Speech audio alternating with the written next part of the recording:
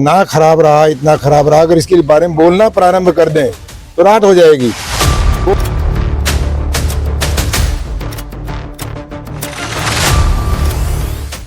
भूतो ना भविष्य, प्रभु ऐसी कलेक्टर किसी को ना भेजे। रिकॉर्ड तोड़ दिया भ्रष्टाचार का दोनों ने। एक जेल में बैठी है, दूसरी जेल में जाने के लिए तैयार है।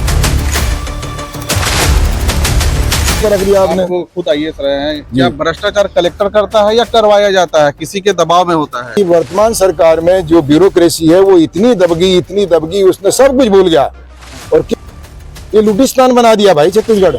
ऐसा नहीं चलेगा।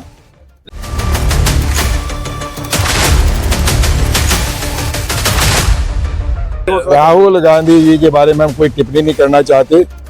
वो ऐसे महापुरुष हैं कि पूरी पार्टी को डुबो दिया, खुद भी डूब गए। पहले चरण के चुनाव में 20 सीट में होने 7 दिन बचे हैं सर। जी, घोषणा पत्र नहीं आएगा तो फिर पब्लिक कैसे किस ओर जाएगी, रुक कैसे? ज्यादा होशियार है जनता, जो है कैंडिडेट ज्यादा होशियार है, पार्टी ज्यादा होशियार है। रातों रात सब पता लग जाता है क्या करना है, किसको वोट देना है। मतलब सर, यहाँ पूर्व कलेक्टर पूर्वा रहे हैं आरपीएस त्यागी सर, उनसे ही बात करेंगे। सर, क्या माहौल है? आप बीजेपी के रामदयाल उइके जी का नामांकन के लिए आए थे, बताइए। आप पूर्वा को अच्छे से जानते हैं। धन्यवाद पहले आपने जो मेरे को समय दिया। 3 दिसंबर को छत्तीसगढ़ में कमल खिलेगा, स्पष्ट बहुमत की सरकार भारतीय जनता पार्टी की आएगी। 3 दिसंबर, ये स्पष्ट है, इतना ही स्पष्ट है जितना प्रतिदिन सूर्य का उदय होना। अभी 5 साल का जो कार्यकाल रहा है कांग्रेस का, ये इतना खराब रहा, अगर इसके बारे में बोलना प्रारंभ कर दें तो रात हो जाएगी। कोई विकास नहीं, कहीं नहीं। इवन राजधानी में देख लीजिए आप, रायपुर 1 रुपए का रिपेयर काम नहीं हुआ, नए काम की छोड़िए।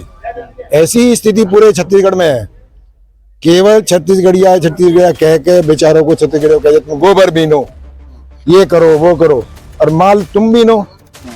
तो ऐसा नहीं चलेगा। छत्तीसगढ़िया बहुत होशियार है, अपने स्वाभिमान के लिए वोटिंग करेगा और इस सरकार को साफ करेगा। आप कोरबा में आपने कलेक्ट्री किया, कोरबा के नब्ज को अच्छे से जानते हैं। आपने दावेदारी भी की थी कि कोरबा से चुनाव लड़ेंगे रिटायरमेंट के बाद में, लेकिन पार्टी ने मौका नहीं दे पाया। लेकिन आप प्रतिनिधित्व करवा रहे हैं यहाँ पे लोगों का, मतलब किंग मेकर की भूमिका निभा रहे हैं। किस तरह का रणनीति रहेगी और आप किस विधानसभा को देख रहे हैं भाजपा? देखिए, हम पूरे छत्तीसगढ़ में देख रहे हैं और हम भी एक विचारधारा के साथ में, और जो विचारधारा के साथ होता है उसको कोई ऐसी आवश्यकता नहीं होती कि टिकट मिले, प्रतिद्वंदी बने, ऐसा बने। हम विचारधारा है, सब हमारा परिवार है और पार्टी जिसको तय करती है। यहाँ विचारधारा की लड़ाई है। यहाँ पर इस कांग्रेस की, इस लबरा सरकार की, भ्रष्टतम सरकार की।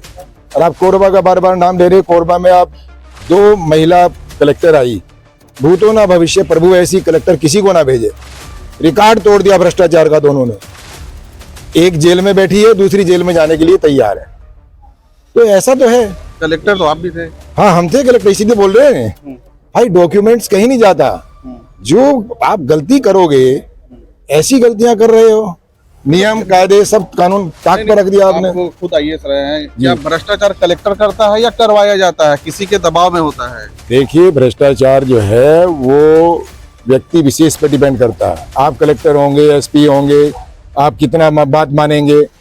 दुर्भाग्य ये रहा है कि वर्तमान सरकार में जो ब्यूरोक्रेसी है वो इतनी दबगी, उसने सब कुछ भूल गया और केवल भ्रष्टाचार में लग गए।